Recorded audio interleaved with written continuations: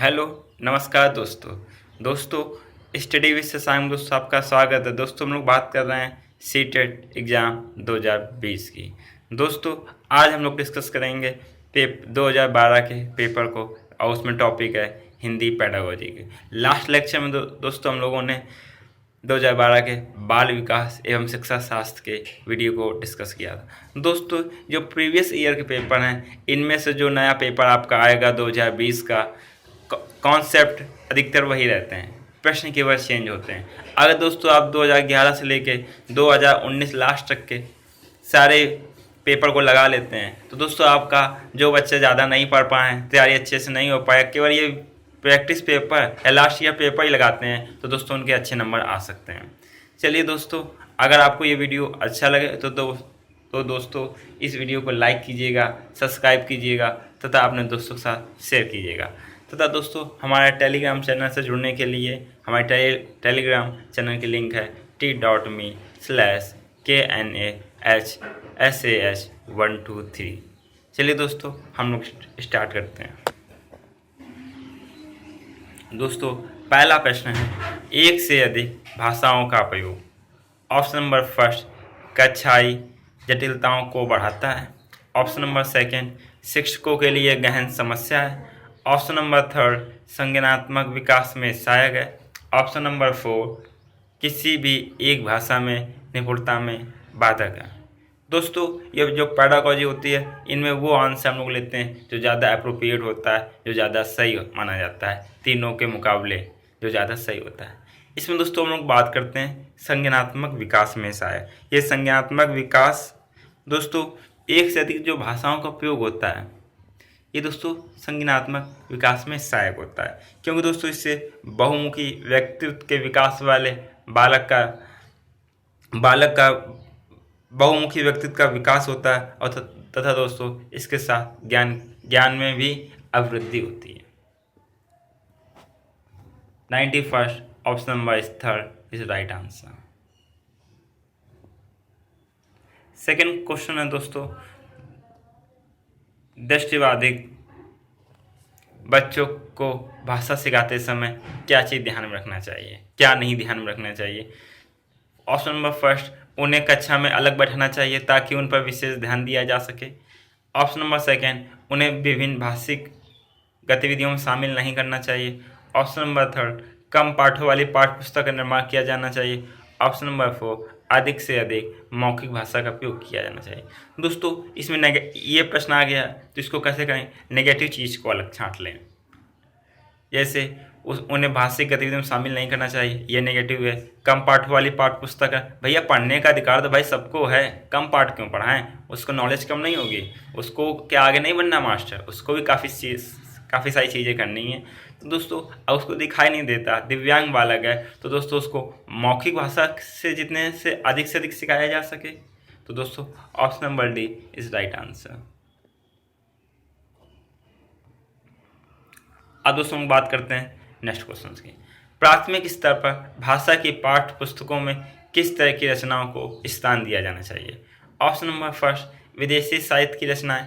Option number second, ऐसी रचनाएं जो बच्चों के परिवेश से जुड़ी हों और जिनमें भाषा की अलग अलग छटाएं हों। ऑप्शन नंबर थर्ड, जो प्रत्यक्ष रूप से मूल्यों पर आधारित हों।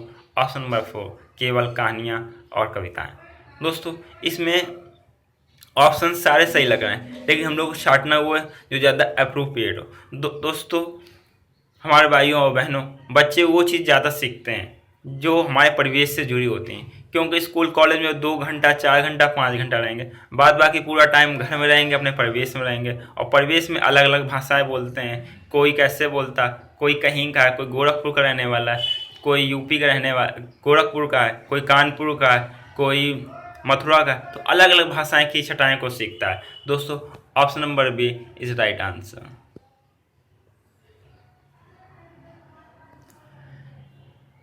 अब दोस्तों नेक्स्ट क्वेश्चन हम लोगों का है, निम्नलिखित में से कौन सा बच्चों का भाषिक क्षमता के आकलन का सबसे उचित तरीका है। ऑप्शन नंबर फर्स्ट, बादल, आसमान, चिड़िया, बच्चे आदि संज्ञा शब्दों का प्रयोग करते हुए कहानी लिखिए। ऑप्शन नंबर सेकंड है दोस्तों, संज्ञा की परिभाषा को पूरा कीजिए। ऑप्शन नंबर 3 संज्ञा को परिभाषित कीजिए। ऑप्शन नंबर 4 संज्ञा शब्दों के उदाहरण दीजिए। दोस्तों इसका जो राइट आंसर, अप्रोप्रिएट आंसर, जो सबसे चारों में सबसे उचित आंसर, सबसे बढ़िया आंसर है ऑप्शन नंबर 4।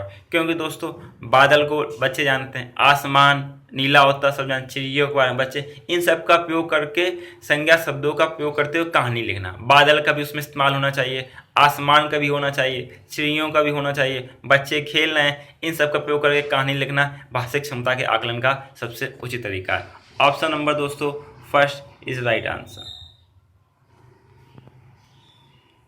नेक्स्ट क्वेश्चन हम लोगों का है दोस्तों, बच्चों की मौखिक अभिव्यक्ति का विकास करने के लिए सबसे कम, दोस्तों पॉइंट टू बी नोटेड, इसमें पूछा जा रहा है दोस्तों सबसे कम प्रभावी तरीका कौन सा है। सबसे कम, ज़्यादा नहीं, सबसे कम प्रभावी तरीका कौन सा है। ऑप्शन नंबर फर्स्ट है दोस्तों व्याकरण आधारित संरचना अभ्यास। ऑप्शन नंबर सेकेंड अपने अनुभवों का वर्णन। ऑप्शन नंबर थर्ड बातचीत करना। ऑप्शन नंबर 4 संवाद अदायगी करना। दोस्तों हम 3 BCD इस तीनों को ऑप्शन को हम देखेंगे, इसमें आपस में बातचीत की जा रही है। जब बातचीत करते हैं उसमें व्याकरण का ज़्यादा ध्यान नहीं, व्याकरण दोस्तों लिखने के समय काम, यह मौखिक अभिव्यक्ति की बात कर रहे हैं। तो दोस्तों इसमें सबसे कम प्रभावी तरीका होगा ऑप्शन नंबर फर्स्ट व्याकरण आधारित संरचना अभ्यास। नेक्स्ट क्वेश्चन दोस्तों हम लोगों का है, निम्नलिखित में से कौन सा द्वितीय भाषा शिक्षण का उद्देश्य नहीं है। ऑप्शन नंबर फर्स्ट दोस्तों हम लोगों का विभिन्न क्षेत्रों स्थितियों में हिंदी की विभिन्न प्रयुक्तियों को समझने की योग्यता का विकास। ऑप्शन नंबर सेकेंड हिंदी के व्याकरणिक नियमों को कंठस्थ करना। ऑप्शन नंबर थर्ड दैनिक जीवन में हिंदी में समझने तथा बोलने की क्षमता का विकास। ऑप्शन नंबर 4 बोलने की क्षमता के अनुरूप लिखने की क्षमता का विकास। दोस्तों कौन सा हिंदी भाषा शिक्षण का उद्देश्य नहीं है। हिंदी भाषा शिक्षण का उद्देश्य नहीं है दोस्तों। ये चीज़ बहुत सारे दोस्त हमारे हैं, भाई और बहनें हैं, जो पूरा प्रश्न को ध्यान से नहीं पढ़ते हैं, क्या देख लेते हैं हिंदी भाषा शिक्षण का उद्देश्य है, नहीं भूल जाते हैं और नहीं उद्देश्य के हिसाब से एक टिक कराते हैं, वही आपका क्वेश्चन गलत। दोस्तों पेपर में सबसे ज़रूरी ये है कि आप पूरे प्रश्न को ढंग से पढ़िए, देख कर पढ़िए, समझ के पढ़िए कि प्रश्न में क्या पूछा जा रहा है और हमको उसका क्या आंसर देना है। कौन सा हिंदी भाषा शिक्षण का उद्देश्य नहीं है। ऑप्शन नंबर फर्स्ट विभिन्न क्षेत्रों स्थितियों में हिंदी की विभिन्न प्रयुक्तियों को समझने की योग्यता का विकास। ऑप्शन नंबर सेकेंड हिंदी के व्याकरणिक नियमों को कंठस्थ करना। ऑप्शन नंबर थर्ड दैनिक जीवन में हिंदी में समझने तथा बोलने की क्षमता का विकास। ऑप्शन नंबर 4 बोलने की क्षमता के अनुरूप लिखने की क्षमता का विकास। दोस्तों हिंदी भाषा शिक्षण का उद्देश्य नहीं है, हिंदी भाषा को सीखना है, व्याकरणिक नियमों को कंठस्थ करना, ये दोस्तों इसका उद्देश्य नहीं है। Option number B is right answer. अब दोस्तों हम लोग बात करते हैं क्वेश्चन नंबर नेक्स्ट की, भाषा सीखने के लिए कौन सा कारक सर्वाधिक महत्वपूर्ण है। ऑप्शन नंबर फर्स्ट है दोस्तों भाषा के व्याकरणिक नियम। ऑप्शन नंबर सेकेंड पाठ पर आधारित प्रश्नोत्तर। ऑप्शन नंबर थर्ड भाषा की पाठ्य पुस्तक। ऑप्शन नंबर 4 समृद्ध भाषिक वातावरण। दोस्तों हम लोग किसी भाषा को सीखने सबसे महत्वपूर्ण होता है समृद्ध भाषिक वातावरण। हमारा ऐसा वातावरण जहाँ एक अच्छी लैंग्वेज बोली जा रही हो, उससे जो वहाँ का जो वातावरण, उससे बालक बहुत ही अच्छी तरीके से भाषा सीख सकते हैं। फॉरेन के बच्चे देखते हैं या फिर हाई क्लास के बच्चे देखते हैं, उनका जो परिवेश रहता है, वातावरण रहता है, एक ही लैंग्वेज पर रहता है, तो वो उनकी भाषा अच्छी रहती है। अगर किसी दूसरी सोसाइटी की बात कर रहे हैं, वहाँ जैसा परिवेश रहता है, वहाँ के हिसाब से बच्चे बोलते हैं। एक ऐसा मोहल्ला दोस्तों हम लोग देख लेते हैं जहाँ दिन भर लड़ाई होती है, बच्चे गाली दे रहे हैं, ये कर रहे हैं, तो वहाँ का भाषा का परिवेश अलग होता है। तो दोस्तों भाषा सीखने के लिए सबसे महत्वपूर्ण है समृद्ध भाषिक वातावरण, जहाँ अच्छी भाषा का प्रयोग होता हो, तो भाषा सीखने के लिए सबसे महत्वपूर्ण है। ऑप्शन नंबर दोस्तों इसका डी इज राइट आंसर।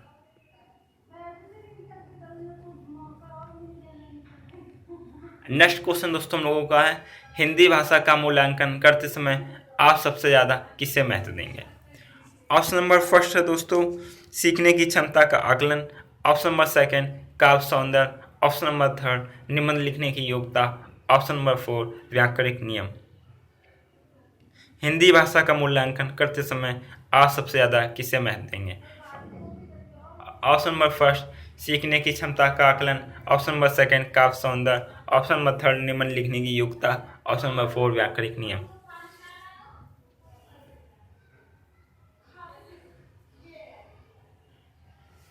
दोस्तों, हिंदी भाषा का मूल्यांकन करते समय दोस्तों सीखने की क्षमता का आकलन सबसे ज़्यादा महत्व देंगे, क्योंकि हम कैसे सीख पा रहे हैं वह हिंदी भाषा का मूल्यांकन आपको बताएगा। सीखने की क्षमता हमारा अच्छा है तो हिंदी भाषा का मूल्यांकन हम कर सकते हैं। किसी चीज़ को सीखने की क्षमता के द्वारा किसी भाषा का मूल्यांकन किया जा सकता है। Option number first is right answer.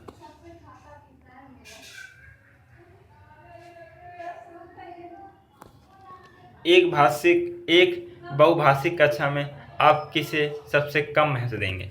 दोस्तों, किसे सबसे कम महत्व देंगे? दोस्तों ये नोट करने वाले पॉइंट हैं। पेपर में इसी जगह गलती होती है कि पूरा प्रश्न हम लोग नहीं पढ़ते। एक बहुभाषिक कक्षा में आप किसे सबसे कम महत्व देंगे? ऑप्शन नंबर फर्स्ट, विभिन्न प्रकार का बाल साहित्य। ऑप्शन नंबर सेकंड, कक्षा में विभिन्न प्रकार की सामग्री। ऑप्शन नंबर थर्ड, कक्षा के बहुभाषिक और बहुसांस्कृतिक संदर्भों के प्रति संवेदनशीलता। ऑप्शन नंबर फोर, बच्चों को सिखाना कि दो भाषाओं के मध्य विद्यमान समानता व अंतर का विश्लेषण कैसे किया जाता है। आप किसे सबसे कम महत्व देंगे?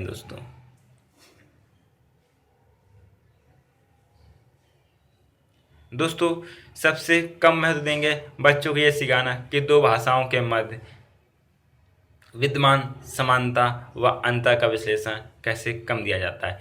ऑप्शन नंबर दोस्तों अप्रोप्रिएट आंसर देना है कि कौन सा सबसे उचित आंसर होगा। इसमें पूछा सबसे कम महत्व है तो सबसे कम महत्व है ऑप्शन नंबर डी।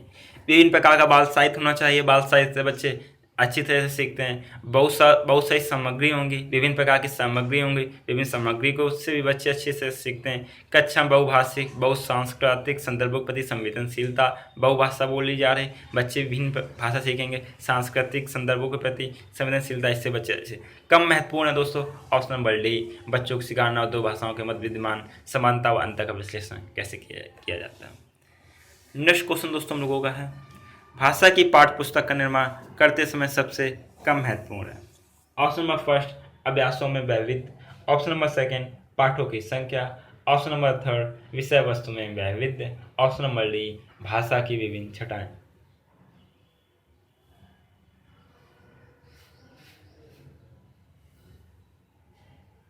दोस्तों इसका जो राइट आंसर है दोस्तों, पाठों की संख्या। Option number B is right answer. भाषा की पाठ्य पुस्तक निर्माण करते समय सबसे कम महत्वपूर्ण है पाठों की संख्या। दोस्तों हम लोग भाषा का कोई निर्माण कर रहे हैं, उसमें दोस्तों पाठों की संख्या क्या है? भाषा में वैविध्य होना, अभ्यासों में वैविध्य होना, भिन्न भिन्न प्रकार के क्वेश्चन होने चाहिए। विषय वस्तु जो हमारे पाठ हैं उनमें भिन्न भिन्न प्रकार के हों, भाषा की विभिन्न छटाएं का उपयोग किया गया हो उसमें। और दोस्तों इसका जो राइट आंसर है सबसे कम महत्वपूर्ण है ऑप्शन नंबर बी, पाठों की संख्या। नेक्स्ट क्वेश्चन दोस्तों हम लोगों का है, बहुभाषिकता है। ऑप्शन नंबर फर्स्ट, भाषाई समृद्धि को खतरे में डालती है। ऑप्शन नंबर सेकंड, भाषा सीखने में बाधा उत्पन्न करती है। ऑप्शन नंबर थर्ड, भाषा सीखने में एक महत्वपूर्ण संसाधन है। ऑप्शन नंबर फोर, भाषा सीखने में बहुत बड़ी बाधा है। बहुभाषिकता। दोस्तों बहुभाषिकता क्या है? भाषा ही समृद्धि को खतरे में डालती है। भैया ये किसने कहा? भाषा सीखने में बाधा भी कहाँ होती है? भाषा सीखने में बाधा उत्पन्न करती है, ये भैया कहाँ करती है? ऑप्शन नंबर डी को हम लोग देखते हैं, भाषा सीखने में बहुत बड़ी बाधा है। भैया इस गलत है। ऑप्शन नंबर सी, भाषा सीखने में एक महत्वपूर्ण संसाधन है बहुभाषिकता। नेक्स्ट क्वेश्चन, भाषा विद्यालय में ही सीखी जाती है। ऑप्शन नंबर सेकंड, यह नियमबद्ध व्यवस्था है। ऑप्शन नंबर थर्ड, सदैव व्याकरण के नियमों का अनुगम करती है। ऑप्शन नंबर फोर, नियमों की जानकारी से ही निखरती है। दोस्तों विद्यालय में सीखी जाती है, ये भाई किसने कहा? भाषा जो बच्चे पढ़े लिखे नहीं हैं क्या उनको भाषा नहीं आती है? आती ना भाई, तो ये आंसर तो गलत है। ऑप्शन नंबर सेकंड, ये नियमबद्ध व्यवस्था, इसकी बाद में बात करते हैं। ऑप्शन नंबर थर्ड, सदैव व्याकरण के नियमों का अनुगम करती है। ऑप्शन नंबर फोर, नियमों की जानकारी से निकालती है। भैया भाषा एक नियमबद्ध व्यवस्था है। पहले बच्चों को वर्णमाला आएगी, फिर शब्दों को जोड़ेंगे, फिर बोल पाएंगे। तो भाषा क्या है? एक नियमबद्ध व्यवस्था है। जरूरी नहीं हर जगह व्याकरण के नियम प्रयोग किया जा रहा हो, बोलते समय अपॉस्ट्रॉफी लगाया जा रहा हो, या फिर रुकना चाहिए, ओ किया कि रुकना चाहिए। भैया भाषा बोल रहा है ना, उसमें व्याकरण का नियम कहाँ आ रहा है? हाँ, ये लिखते समय अनुगम करना चाहिए। तो इसमें क्या, भाषा क्या, एक नियमबद्ध व्यवस्था है। Option number B is right answer.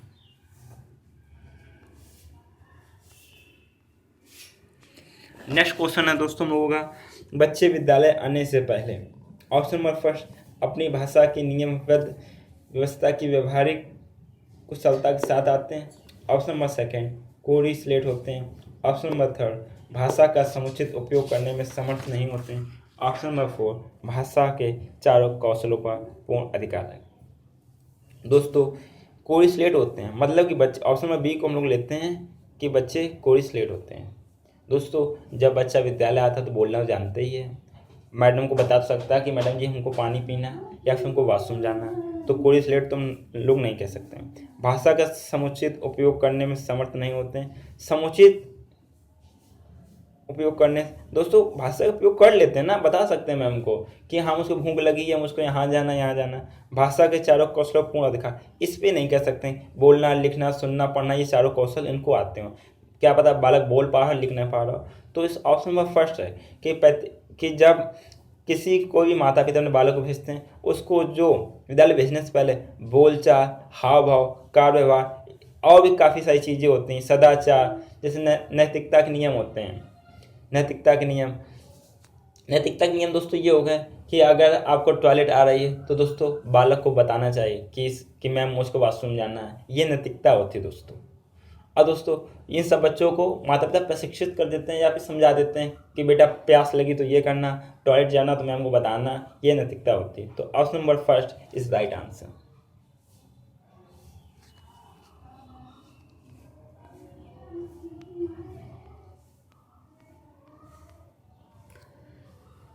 Next question दोस्तों लोगों का है, भाषा अर्जन और भाषा अधिगम के संदर्भ में कौन सा कथन सही नहीं? ऑप्शन नंबर फर्स्ट, भाषा अर्जन में विभिन्न संकल्पनाएं मातृभाषा में बनती हैं। ऑप्शन नंबर सेकेंड, भाषा अधिगम प्रयासपूर्ण होता है। ऑप्शन नंबर थर्ड, भाषा अर्जन सहज और स्वाभाविक होता है जबकि भाषा अधिगम प्रयासपूर्ण होता है। ऑप्शन नंबर फोर, सांस्कृतिक विभिन्नता भाषा अर्जन और भाषा अधिगम को प्रभावित करने वाला महत्वपूर्ण कारक है। भाषा अर्जन और भाषा अधिगम के संदर्भ में कौन सा कथन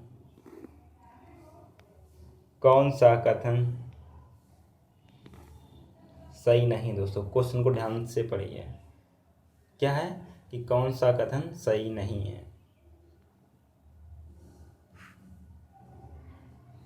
अब हम लोग ऑप्शन को चेक करते हैं। ऑप्शन नंबर फर्स्ट, भाषा अर्जन में विभिन्न संकल्पनाएं मातृभाषा में बनती हैं। ऑप्शन नंबर सेकंड, भाषा अधिगम प्रयासपूर्ण होता है।